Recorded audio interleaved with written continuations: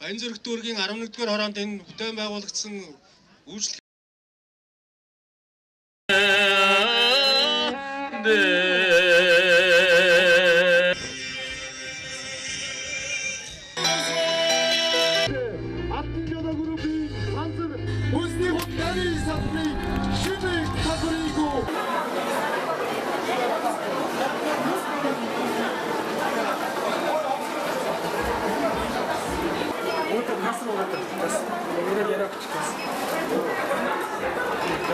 Өнөөдөр энэ сансар худалдааны төв одоо зүүн аймагуд руу явсан замд одоо өргөн сайхан нээлттэй үйл ажиллагаагаа эхэлж байгаад маш их баяртай байна.